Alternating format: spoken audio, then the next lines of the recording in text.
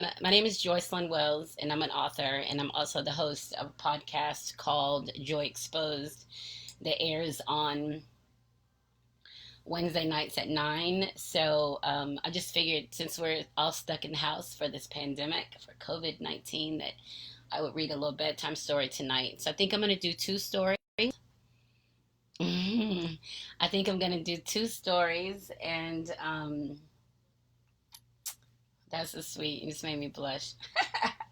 I'm going to do two stories, so I'll get started. Talk about the first one just a little bit. My first book is called The Virtues of Joy, and I know here's a camera. And I talked about this book cover a little bit on my Facebook the other day, how it's a painting of me from the back. So it's just really sexy, erotic piece, and it's done by a girlfriend of mine who lives in Italy. So we're going to read from this book first. Usually, when I do a live, I always read The Virtue of Generosity because it's so sexy. So I don't think I'm going to read Generosity tonight. I'm going to. I've been laying here thinking about this all day. Like, what am I going to read? What am I going to read? So let me just kind of feel it, see how it feels to me. Gosh, they're all so much fun. So I think instead of reading Generosity, I'm going to read. Uh,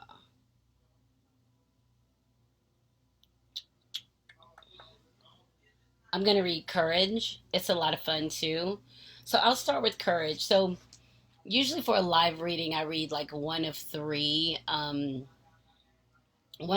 stories, just because I want people to purchase the books.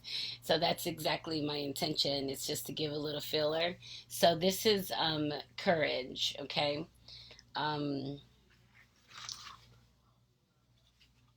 yeah. So we'll do Courage. Okay. So the way the book is set up, there's a virtue. Each story is named after a virtue. And at the beginning, there's a virtue, the definition, and then the story. And they're just really sexy, fun stories. And once I read this one, hi there, Marisa.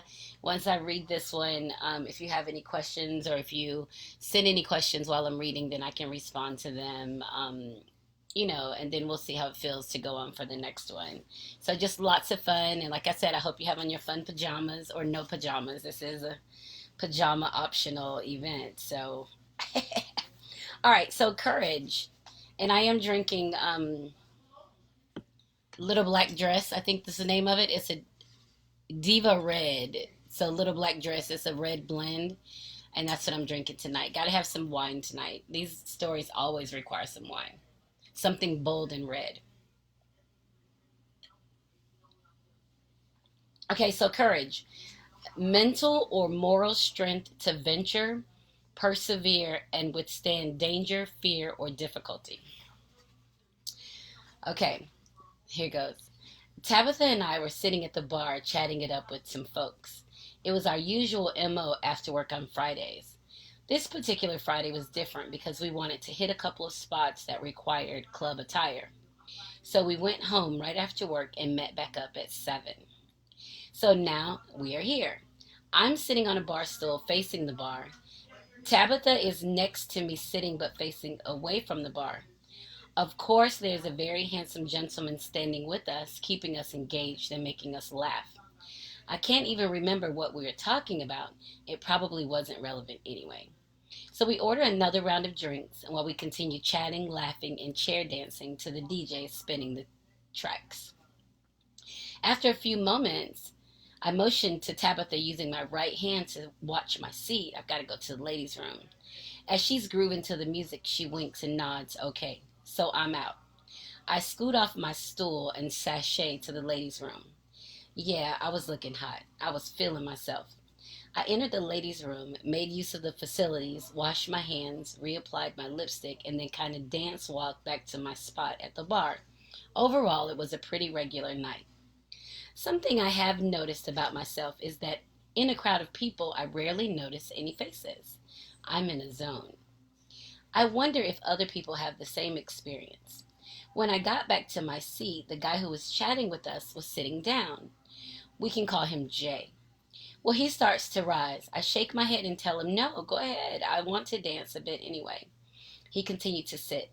I danced in place for a few songs, talked to a few different people approaching the bar. After a while, Jay acknowledges someone approaching. He stood up and offered me the stool. This time I accepted. So Jay and I switched places. He introduced us to the newcomer, one of his boys. Now, there are four of us talking. From the outside looking in, we probably looked as if we were a couple of couples. Honestly, at the time, I didn't even think about it. Now, reader, keep in mind, I'm sitting facing the bar, so my back is to the crowd. I'm totally relaxed, chilling, sipping on my drink, and still chair dancing. Hey, all of a sudden, my fucking stool starts to move. At first, I thought someone bumped me, but as I tried to turn to see what happened, I realized that I was being lifted off the fucking ground, still sitting on my fucking stool.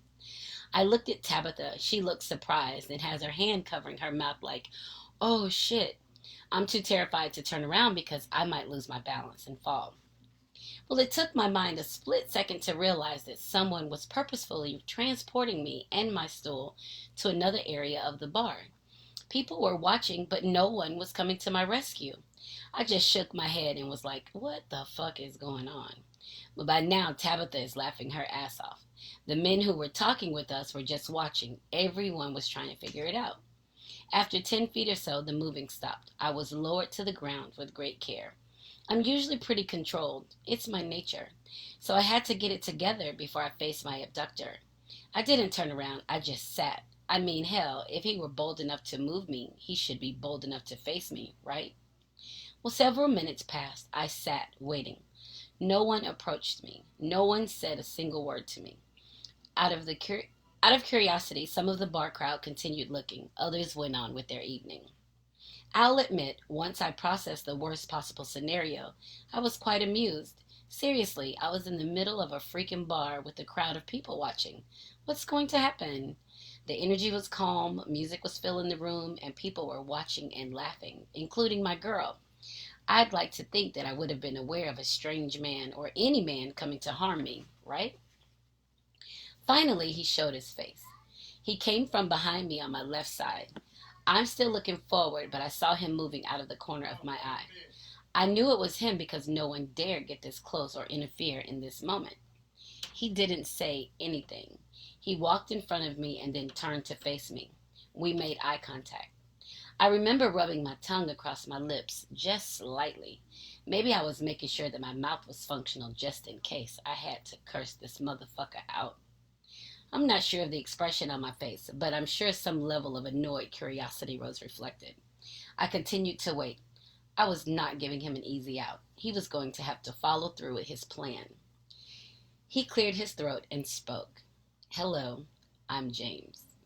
I looked. He took a deep breath. I waited. I brought you a drink. I continued to look at this well-dressed man with the social skills of a caveman, though now I'm looking on purpose. James is handsome, possibly 5'10" or so. His features are bold. His look is of focus and determination. He hasn't smiled yet. Just like that, my curiosity turned to intrigue. Good evening, James. How may I help you? I didn't reach for the drink. My hands were together, resting on my lap. James replied, I wanted to talk to you. Well, James, you could have come over to say hello. He continued to look at me, or maybe he was looking into me. He was shifting his weight from one foot to the other. Wait, he appears to be nervous. It was a bit late for that. He said, I've been watching you all night. I was tired of waiting. I inhaled deeply, which caused me to sit higher and straighter. On exhale, I asked, tired of waiting for what? He gave a smile, slight, causing his eyes to sparkle, then said, for those guys to leave you alone for one moment. Now, which one is coming for you? I smiled inside and thought, he's trying to gauge the level of chaos which his actions may have triggered. He continued, and as I said before, I wanted to talk to you. Well, luckily for both of us, no one is coming for me. I smiled and my eyes softened. Now, James, don't you think this approach was a tad bit dramatic? He maintained eye contact and asked, do I have your attention? With a laugh and a shake of my head, I answered, yes, you have my attention. With a bigger smile, he said, good, then it worked. I have a drink for you. With that, we laughed. I stuck my right hand out for a handshake. He reached out to take my hand, but instead of a handshake, he kissed it back and laughed. Lord, after all this N word is trying to be gallant and kind. Dramatic much? I introduced myself. Good evening, James. I'm Joy. After the hand kiss, he held up the drink that he'd been holding this whole time.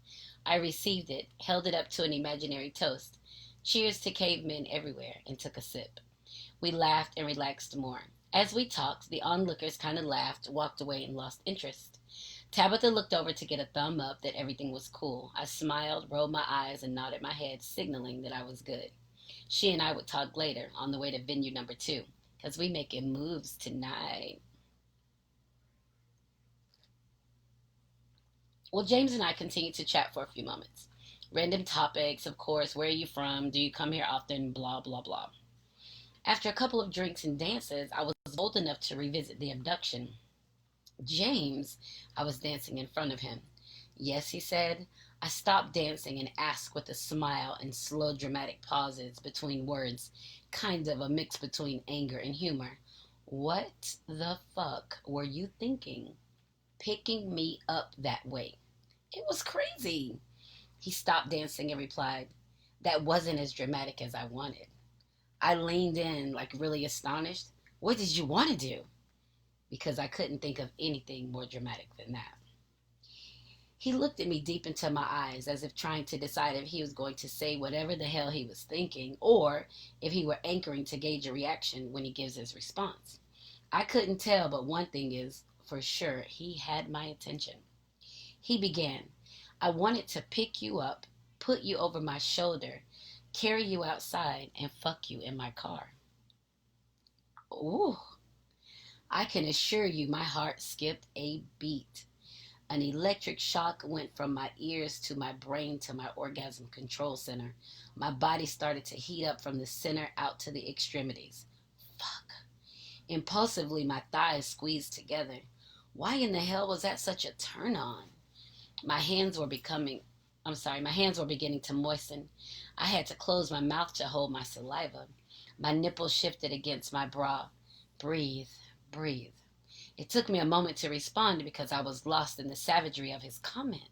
Me? Seriously?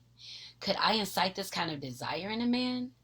This whole time I'm having a conversation in my head. He knew it too. He was trying to read my mind. He was focused on my carnal response. He would not release my eyes from his captive. Yes, he was a caveman, and I, unbeknownst to me, was a cave woman. As witty and clever as I normally am, can you believe the only reply my silly ass could come up with was, what if I said no? Well, this man of men, in all his boldness, took my drink from my hand, turned from me, walked to the table, and placed it there. I just stood. I didn't move. I watched him as he walked back. No hurries, no worries. He leaned in, placed his mouth close enough to my ear, so close, in fact, that I could feel his words vibrate as he whispered, Joy, I didn't ask. I had to force myself to swallow. My brain was preparing my body for him without consulting my mind. Fucking traitor. Slowly he leaned back, watching me, searching for his answers to, will she come willingly, or am I about to catch a charge? I couldn't move. I inhaled, swallowed, exhaled as quietly as possible, and then my eyes lowered. He recognized my surrender. He stood up, then bent his knees slightly, wrapped his right arm around my back and his left arm around my knees, stood up, lifted me onto his shoulder like a fucking sack of potatoes, and carried me outside. Holy shit. What was even crazier is that at this moment it seemed so natural. He saw, wanted, and took with the minimal social interactions. I obliged. I wasn't aware that I had a choice. We were cave people. As we were leaving, of course, we passed by several people. They were looking, laughing, making comments. I started giggling and even shrugged my shoulders in response. Well, now my mind is becoming conscious again, and I could feel myself tense up against this caveman. Obviously, James felt it too, because he took this moment to reach up and rub my back with a firm yet gentle hand. He's calming me. His touch was reassurance that everything is fine. I'm relaxed, focused, and determined to see this mission through. James continued walking. We haven't even spoken a single word since we exited the bar. It seems like we walked for a long time, but probably not. I don't think time exists in this prehistoric space. He stops. I can feel him searching, reaching for his keys. Chirp, chirp. Doors unlocked. No words. I can feel him lowering me to the ground. Our eyes met. I notice that his breathing is heavier, faster. His eyes are black holes of heat, and I'm burning up in them. He reached up with his hand, not sure left or right, and grabbed the base of my neck. At this point, he could have done anything. I belonged to him. With his other hand, he unbuttoned my dress, every single button, all while holding me in place by my neck. I'm sure he could feel me quivering, shaking, and trying to control my breathing. Now my dress is open. He leans down and bites my breast through my bra. Fuck it, I released the moan. I was holding on to it for too long anyway. He bent down and kissed my stomach a couple of times, then reached for my panties. I shifted slightly to open my legs to allow him access. He placed his face to the crotch of my panties. My heat drew him in, at which time he lowered himself to one knee, then the other. He allowed his face to get closer and lingered. No movement, just inhalations and exhalations. I feel myself getting hotter. I'm not sure how long my legs can hold. I moved my hand to find something to use as a brace when I realized that we were still outside of his car, truck, tractor, or what the fuck ever it was. James stood up, still maintaining his hold on my neck. Maybe he was keeping me from running, or maybe he was holding on to his newest conquest. Either way, the heat from his hand became one with my neck. It belonged there. I belonged here. He opened the back door, driver's side. No words. He lifted and moved me onto the edge of the back seat. I sat there. He reached for something, a knife, a club, a rope, or condom. I was secretly hoping for the latter. He applied gentle pressure to my chest to prompt me to lie down. I followed his unspoken request. Now I'm lying down, focused on the interior light of the car because I'm naked in the parking lot of a bar with a caveman. I can feel him trying to remove my panties. I lift my hips up, panties down, off. Then he lifts my legs, bending them up on the seat so that my knees are in the air, the heels of my shoes pressed into the seat. I'm still focused on the light. James rubs his face onto my thighs. He begins to nibble and taste and lick, nibble and taste and lick, nibble and taste and lick, until my hips started rocking back and forth into his face, forcing him to drink from my sweetness. He was not in any hurries. He was not in any hurry. I'm sure he could have held me in this position for hours. But as nature would have it, the cabin light gradually turned to darkness and the fireworks began to light the night. I'm lying there, knees relaxed into the open position.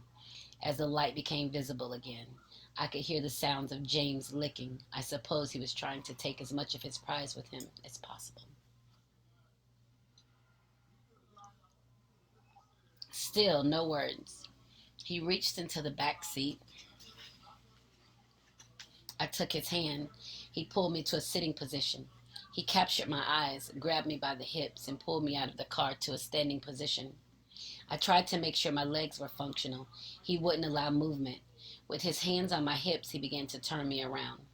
Once I was facing the car, submitting as any good cave woman would, he applied pressure to my upper back to bend me over. I followed this order too. Bent over, face down on the back seat. I can hear the paper tear from the condom.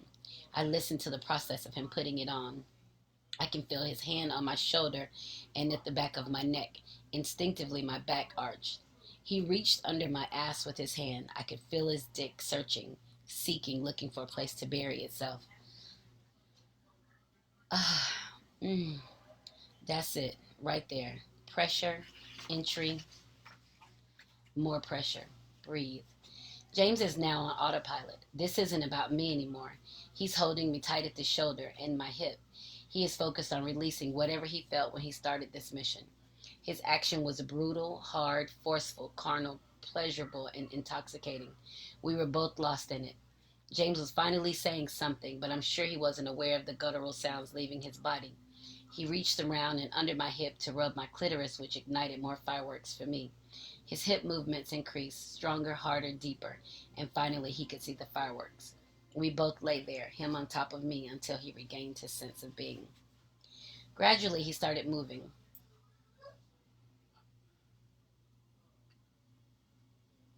Gradually, he started moving. I continued to lay there while he fixed his clothes. When he was done, he put his hands on my hips to pull me out of the car. He turned me around to face him. He touched my face gently, pulled my bra down to cover my breast, and then one button at a time closed my dress. Aloud, I had a thought. Where are my panties? It was then James asked his only question of the night. May I please have them? I looked him in the eyes. We stayed in that moment for a few seconds. I replied, Yes, of course, with a smile. He thanked me as he closed the door to the car. Chirp, chirp, door locked. Well, James, with all his dramatics, scooped me back up over his shoulders and retraced the steps back inside the car. At which point he delivered me safely back to my girl Tabitha, who was still chair dancing, drinking, and chilling at the bar. I smiled at James. He said that it was a pleasure meeting me. I agreed. We hugged goodbye. He turned and walked away. Tabitha and I were talking and laughing. I was trying to fill her in on all the dirty details. We decided that it was about time for us to make our move to the next spot. However, a few moments later, the server showed up with another round of drinks. We both said, "We didn't order any drinks," and laughed. I scanned the crowd, trying to see from where the drinks came. There he was, the caveman with a smile, holding my panties to his nose, lifting his head to signal goodbye. I smiled and waved. Goodbye, James, the keeper of the fire. Woohoo! So that's the end of the first one, and that's called Courage. Let's see if I had any questions in here. Uh, oh, no questions? Okay, so that's the end of the first one. So the first story, Courage, is a fun story, and I think a lot of people run into those situations when they're out and about on the town and they're hanging out with girlfriends or guy friends, and you meet somebody that just totally gets your attention, and you decide you want to have to kind of participate in that carnal moment with them. And so that happens, and a lot of people have experienced that, I'm sure. The problem is, for whatever reason, people are reluctant to embrace the pleasure of the moment that they had, and they want to make it something else. They want to either be ashamed of it and not talk about it, pretend it didn't happen, or they try to pursue the same person for a relationship or dinner or talking or something after. And, you know, it just seems so much easier just to address that carnal moment. And so that was that was just a really cool story. It's a common occurrence with people, but when you're in it, you usually just don't look for the story behind it or the pleasure behind it, or what did it mean about you. So I think one of the things when talking about the character Joy, if you start reading her stories in the book, you see that she starts to grow as a person.